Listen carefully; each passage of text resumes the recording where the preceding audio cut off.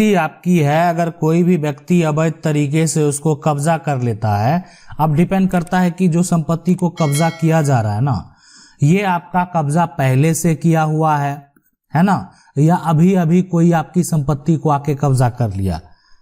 दोनों के लिए क्या नियम है, कैसे आप कब्जा खाली करा लेंगे, कुछ तो उसके लिए नियम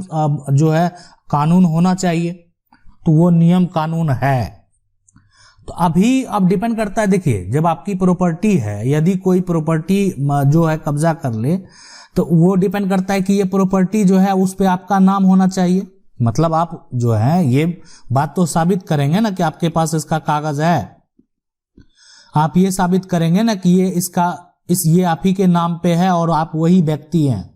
तो ये प्रूफ तो आपके पास होना चाहिए। एक ये भी बनता है यहाँ पे। दूसरा होता है कि ये संपत्ति कब्जा तो कर लिया लेकिन आपके नाम पे यह है ही नहीं, ठीक है, आपके नाम पर नहीं है, लेकिन आपके पास था, है ना। तो अगर मान लेते हैं आपके नाम पर, मान लेते हैं नहीं है, यहाँ पे नहीं होगा, नहीं है, और ये आपके पास संपत्ति था, तो ये भी एक यहाँ पे कारण बनता है कि ऐसा भी हो सकता है। तो दो कारण, या तो संपत्ति आपके नाम पर, आपके पास उसका प्रूफ है, या आपके पास कोई भी प्रूफ नहीं है, वो संपत्ति आपके नाम पे नहीं है, संपत्ति को आपके अंडर में वो संपत्ति था, अभी फिलहाल उसको कब्जा कर लिया गया। लेकिन ऐसा कोई नियम है नहीं कि मान लेते हैं कि संपत्ति आपके नाम पर नहीं है और दूसरे के नाम पे है और उसको आके कोई कब्जा कर ले, ऐसा कोई भी नियम कानून नहीं है। अब है कि क्या नियम बनाए गए हैं, देखिए स्पेसिफिक रिलीफ एक्ट है ना। रिलीफ एक्ट का जो है यानी 1963 उसका जो धारा प्रॉपर्टी पर मान लेते हैं कब्जा कर लेता है और वह संपत्ति पर आपका नाम नहीं है, आके कब्जा कर लिया, नाम तो है नहीं, तो आप क्या करेंगे। एक तो ये होता है कि तत्काल में आप जाके एफआईआर करेंगे तो आपको पूछेगा कि ये तो आपके नाम पे है ही नहीं, लेकिन आप बताएंगे कि आप इस पे जो है कब्जा में थे, है ना। और लेकिन आपका ये संपत्ति, आपके पास प्रूफ है, गवाह है, ये संपत्ति का पर आपका कब्जा था, तो आप केस फाइल कर सकते हैं। जो धारा 6 है उसके तहत, यानी स्पेसिफिक रिलीफ एक्ट का धारा 6 के तहत आप केस फाइल कर सकते हैं। अगर ये जो है मामला लेटेस्ट मामला है ना, तुरंत अगर ऐसा किया गया, लेकिन 6 माह समझ लीजिए आप, 6 माह के अंदर आप ये काम करें, केस फाइल करें, विलंब ना करें। आप जो है यानी केस फाइल करेंगे, उसके बाद अब ये डिपेंड करता है, देखें कोर्ट के ऊपर डिपेंड करता है कि कोर्ट क्या जजमेंट देती है, वो आपको देती है। लेकिन अगर इसके तहत आप केस फाइल करेंगे, वो संपत्ति आपके नाम पर नहीं है ना, तो एक बार जो डिसीजन हो जाएगा, मान लेते हैं सिविल कोर्ट में आपने केस फाइल किया, तो एक बार जो डिसीजन अगर हो गया कोर्ट का, तो आगे फिर अपील आप नहीं कर पाएंगे, ठीक है। अगर आप चाहेंगे कि फिर आगे केस फाइल करना, तो फिर यहाँ पे, इसलिए कि संपत्ति का टाइटल आपके पास है ही नहीं। हाँ, लेकिन अगर जो है यहाँ पर आपका एक लंबे समय से इस संपत्ति पे कब्जा रहा होगा, तो आप क्या करेंगे, हम उसके बारे में भी बात करेंगे। लेकिन इसका जो दूसरा कंडीशन है, पहले उसके बारे में बात कर लेते हैं। दूसरा कंडीशन ये है कि इस संपत्ति पर कब्जा तो कर लिया गया, लेकिन इसका कागज आपके पास है ना, कागज आपके पास है, ये आपके नाम पर संपत्ति है ना, और ये सारा डॉक्यूमेंट है, फिर भी आके जो है उसको कब्जा करता है। तो यहाँ यानी जो है रिलीफ एक्ट का जो है वो धारा 5 के तहत आप केस फाइल करेंगे, है ना, कोर्ट में जो है यानी। और देखें, केस फाइल करेंगे ना, तो ठीक है, कब्जा जो व्यक्ति कर लिया है या धोखे से जो भी काम कर दिया है, इस पे जब केस फाइल हो तो स्टे जरूर लगवाएं, स्टे ऑर्डर जरूर ले लें कोर्ट के द्वारा। देखिए स्टे ऑर्डर क्यों जरूरी है कि एक बार स्टे अगर उस पे लग गया ना कोर्ट के द्वारा, तो वो संपत्ति, मान लेते हैं कोई ना परिवार का लोग ही मान लेते हैं कुछ करता है, केस होता है परिवार के लोगों पर ही केस होता है। आपके नाम पे है, सब कुछ है, लेकिन परिवार के लोग का बोल रहा है कि नहीं मेरा है, तो जब केस फाइल करेंगे तो स्टे लग देंगे, ताकि हो सकता है कि कोई कारणवश वो संपत्ति किसी तरीके से धोखा देके या जैसे भी करना हो उसको बेच भी सकता है वो, तो इसलिए स्टे जरूरी है।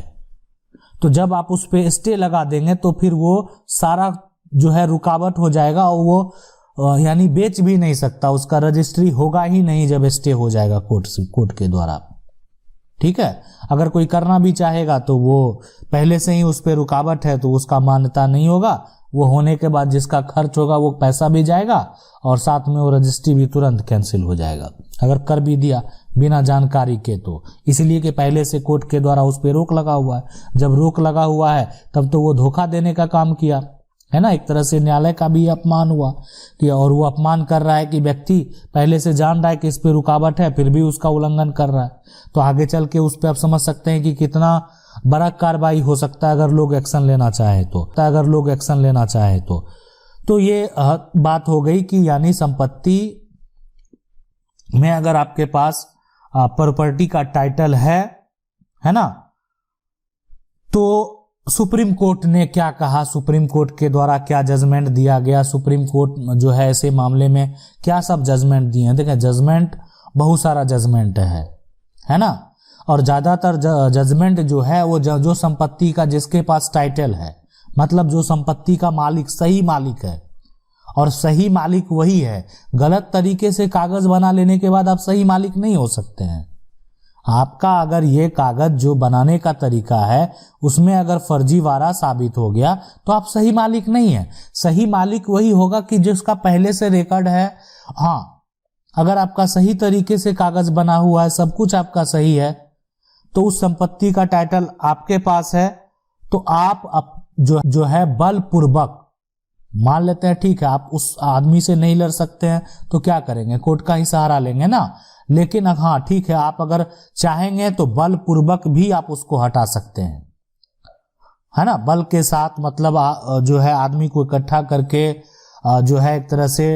डरा धमका करके भी जो है आप उसको, मतलब ऐसा नहीं कि डरा धमका मतलब कि आप मारपीट करने लगे जो कि किसी का सर फोड़ दें जो ताकि आप पर अलग केस बन जाए, ऐसा नहीं, बल से आप उसको रोक लगा सकते हैं। जैसे सुप्रीम कोर्ट ने एक जजमेंट में कहा था कि आप जो है अपना बचाव के लिए जो लाठी का प्रयोग कर सकते हैं। तो इसलिए जरूर जो है संपत्ति में रोकथाम जो है, मतलब आपकी संपत्ति है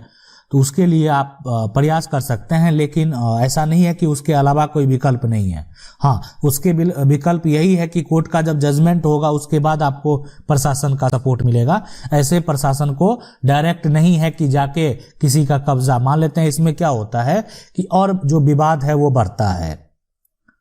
ना, प्रशासन किसका सपोर्ट कर रही है, क्या सही है, सारा डॉक्यूमेंट वेरीफाई कर रही है कि नहीं कर रही है, उस संपत्ति का असली मालिक है कौन, तो हर बात को समझना होता है। और कोर्ट में जो है हर बात को देखना पड़ता है जजमेंट देने से पहले कि क्या दस्तावेज है, जिसका जजमेंट हो रहा है, जिसको जजमेंट देना है, जिसको एक तरह से न्याय देना है, उसका सारा कुछ सही है कि नहीं है। अब सवाल ये उठता है कि अगर ये संपत्ति को आप लंबे समय से कब्जा किए हुए हैं, मतलब ये कब्जा 12 साल से अधिक समय से है, और उस बीच में उस संपत्ति का मालिक इसको एक बार भी ढूंढने नहीं आया, तो उसी के लिए है एडवर्स पोजीशन। यानी एडवर्स पोजीशन का आप केस फाइल करेंगे, अपना मालिकाना हक का दावा करेंगे, ठीक है, आप वहां पे ये बात एक्सेप्ट करेंगे इस संपत्ति किसी का और का है, लेकिन आप कब्जा बताएंगे कि आप 20 साल से हैं कि आप 100 साल से हैं, है ना, 100 साल से आप कब्जा में हैं और आप जो संपत्ति का मालिक है, आज कोई मान लेते हैं आज दावा कर रहा होगा कि ये संपत्ति हमारी है, हम बेच देंगे, हम इसको आपको छोड़ना होगा, हो सकता है कि वो व्यक्ति उसको बेच भी दे। तो उससे पहले आपको ये स्टेप लेना होगा कि उस संपत्ति पे जो संपत्ति का मालिक है, ठीक है, कोर्ट का देखें, कोर्ट का क्या जजमेंट होगा वो डिपेंड करता है आगे की ओर, लेकिन आपको एक हक है कि आप कोर्ट जा सकते हैं। अगर उस संपत्ति को कोई 12 साल 20 साल 100 साल से ढूंढने नहीं आ रहा, वो संपत्ति आपके अंडर है ना,